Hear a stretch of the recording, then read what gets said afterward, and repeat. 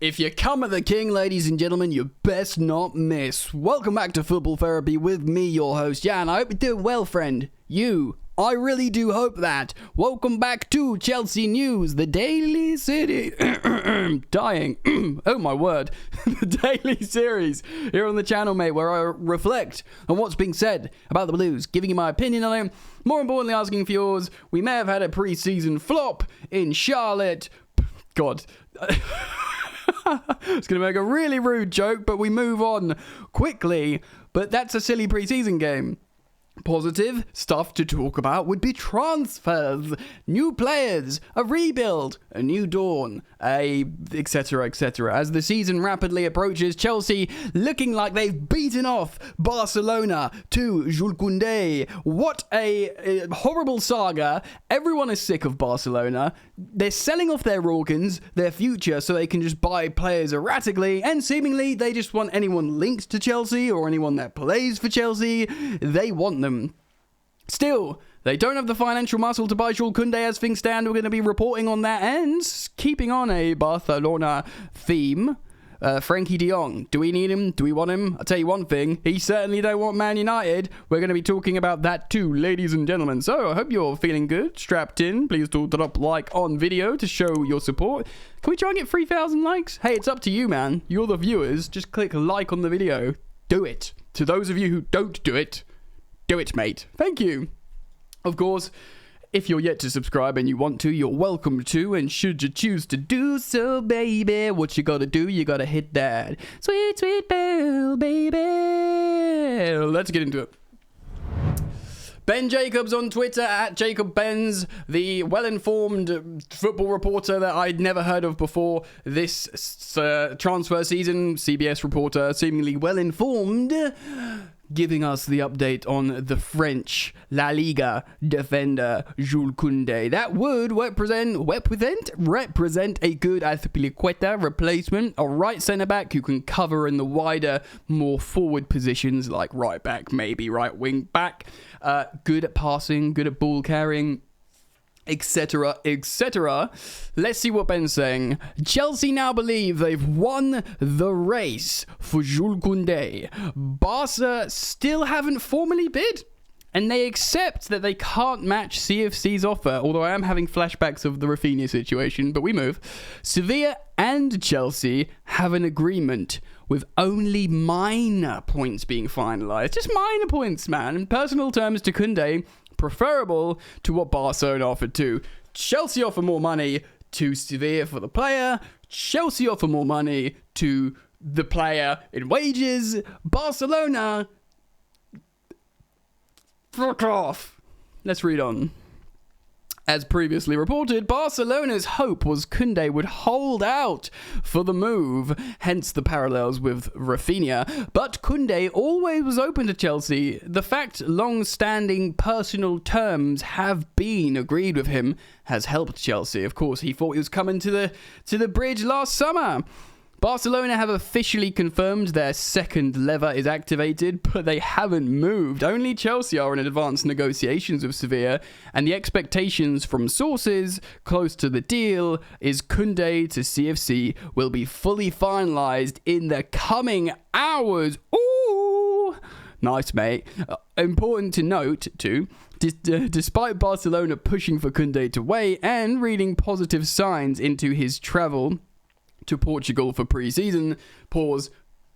Context on that. He wasn't supposed to travel to Portugal for pre-season. He was supposed to sign for Chelsea. Reports were suggesting from Barcelona reporters that he'd then gone on pre-season because he was waiting for Barcelona. Hence, uproar last night from the Chelsea fan base. But apparently, that's not the case. So, that's because he's travelled for pre-season. CFC confidence, as reported yesterday, has never wavered. And that is reportedly because he just wanted to keep training. He just didn't want to train alone. He didn't want to wait by the phone by himself, so he went to go on pre-season. That's because their offer to Sevilla is strong, and terms to Kounde is better than Barca's. So they feel like they're in a really strong position, mon frère, mes amis. Look, I don't want to get overexcited because we reflected to the stories and saying that Rafinha was done to Chelsea. Now, look, man. I'm tired, bro. The thing is, this is not, none of these guys are like my dream signings that we're missing out on. Like, Ousmane Dembele, creative, exotic, sexy signing, but came with so much risk, and it'd be like massive wages, despite being on a free. And it turns out I didn't even want to be at Chelsea, so why would you want him? But like, do you know what I mean? Like, that wasn't like, I never wanted, historically, I always thought we should dodge Ousmane Dembele. Ends up going to Barcelona. Christensen, he wasn't my favourite defender in the world. He's fine, he's good rotational, but I'm not heartbroken he's gone to Barcelona. I never even wanted Rafinha. I respect how he's like a football hipster choice, and maybe was probably good as a winger option, but I never had my heart set on, I really want Rafinha to come to Chelsea. And similarly with Kounde, I respect how he's a target of the club and might suit the position, but none of these players I'm like, like my heart, I'm frustrated just because they all go to Barca, but I don't really, my heart doesn't bleed for any of these players. If Sterling looked like he was about to sign for Chelsea and then went to Barcelona, I'd be pissed off, because he looks like a really appropriate character profile, footballer profile for the club, and Thomas Tuchel seems elated with the signing, and by all accounts, he was Chelsea's number one priority signing. Raheem Sterling. So all the rest, whatever, like, we need players, let's get players. But do you know what I mean? I wouldn't have, had we'd missed out on all of them, it would just be frustrating because we're missing out on players that apparently are targets. But me personally, as a fan, I wasn't like, oh no, not him, but whatever. Hopefully we get Kounde, because we need defenders. Watch this space, of course, keep it locked here on the channel. As soon as there's some news, we will react accordingly, and that's why you hit the sweet, sweet bell, ladies and gentlemen. Let's move on.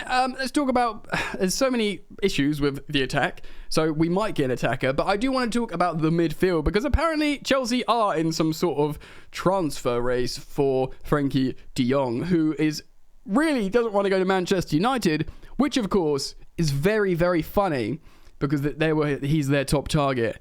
And he's like, no, thank you. That doesn't sound very nice. Which is very funny, of course, for multiple reasons. I'm going to cite an article by Luke Froh here on football.london. Chelsea handed huge boost over Manchester United in Frenkie De Jong race with transfer claim. Barcelona midfielder Frenkie De Jong appears to be in the middle of a transfer battle between Chelsea and Manchester United, though the Blues may have the edge. By the way, I don't think he wants to leave Barcelona. I think he's like a Dutch player, classic Ajax Dutch player, Barcelona link, total football, grew up wanting to play for Barcelona, now plays for Barcelona. He's on big wages, though. He's owed £17 million that they won't pay him, which is mental, again, for the aforementioned reasons, how they're just spending money all over the gaff buying new players, but they won't pay the ones they've already got. I'm not going to pretend to understand it.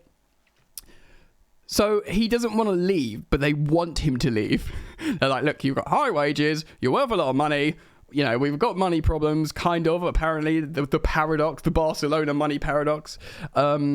Can you leave, please? But he's like, I don't really want to, and certainly not to United. Let's read this article. Chelsea's summer rebuild is finally underway. After a slow start to the transfer window, Tuchel has looked to address gaps in his squad by adding Raheem Sterling and Kalidou Koulibaly to his ranks. The German coach is unlikely to stop there. Hell no. With plenty more work to be done in both arrivals and departures within the side. Departures, of course, being a huge problem. You got Kennedy, Malang Sarr, who I think might actually stay with a team. Batshuayi, Barkley, pick your poison, man. The defence appears to be the priority. It is, after a loss of some key players, while forward lines need to refresh after the Blues struggled to find the goal last season. True. And in pre-season, apparently. However, looking ahead for the long term, the midfield is also an area of upcoming concern. While the futures of Kovacic and Conor Gallagher seem secure, amen, the same cannot be said for Jorginho and N'Golo Kante. Jorginho would be rather disappointed to leave now that his best mate, Koulibaly, is just signed, but they'll be sad if he goes. The pair are in the final 12 months of their contract at Stamford Bridge, creating a potential dilemma over the immediate future, as well as the midfield ranks may look for next summer. Understand, talks are yet to begin with either the player or deal as things stands. Plenty of options have been linked with a move to plug that potential gap in the centre of the pitch, with one of them being Barcelona's Frenkie De Jong. The Blues aren't alone though, as Premier League rivals Manchester United are said to agree the fee with the Spanish side for the Netherlands international. Yes, they are giving lots of money to Barcelona. Like, yeah, you can have, what was it, like, 80 million euros, whatever it is, we'll have him. And they're like, that's a lot of money, thank you, Man United, yes, have him. And he's like, what? No. I'm not leaving. While that may seem a blow to Tuchel, the player appears reluctant to join the Red Devils. That's because, according to Sport, Spanish publication, the 25-year-old views the club as erratic, and the lack of Champions League football doesn't help. I think I read a quote like erratic and poorly run, or poorly run and erratic, and it doesn't see any stability there, which is a kind way of saying shit show. The report adds that the midfielder wouldn't rule out a move to Stamford Bridge with a quote clear project. I don't know why I'm doing inverted commas there. Under Tuchel, as well as the allure of Champions League football, recent Champions League winners of course as well. You could see the West London outfit quickly leapfrog the opponents should they agree with it. Also, I just remembered what the original Spanish report said. He doesn't like Manchester as a city. Look, Manchester's a good night out, but yeah, London over Manchester, and obviously weather too, raining up north. You don't want to go there, mate. Brilliant, funny, interesting, and insightful if true. Look, man, I believe yes, like a midfielder. I personally believe Chelsea would, and many people believe that, Chelsea would benefit quite a lot from switching to a back three formation to try and potentially score more goals, occupy different spaces, make different combinations, maybe to a degree emulate Man City and Liverpool. Not saying tactically and stylistically, but it seems to work, a 4-3-3 or even a 4-2-3-1. We need a more conventional stopper. CDM, old school, mate, and that's why people really wanted Aurélien Tchouameni and Declan Rice. Very, very good. Is De Jong that guy? A Barcelona total football midfielder? Is he the one to come and change your fortunes in the midfield in Chelsea? I would probably assume not. I don't think De Jong's a conventional CDM. I think he likes to move around a lot. Maybe that's still really good. Maybe, in fact, people are viewing Frenkie De Jong not as an N'Golo Kante replacement, because they are still different players, and Kante is like the master interceptor.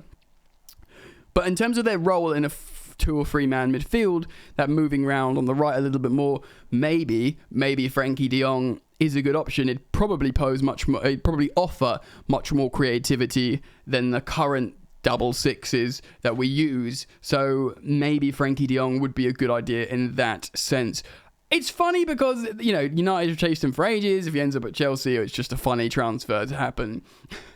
But it's a very expensive one. Does it make sense? Maybe it does. Maybe he's transformative to the midfield in terms of unlocking the attack. It could be. He's 25. He's very highly rated. This isn't just some random dude. He's very highly rated. I think he wouldn't, that Barcelona wouldn't consider selling him if they didn't have, Pedri. Is Gavi a midfielder? I can't remember. They've got other, youngsters coming through. And yeah, I don't know.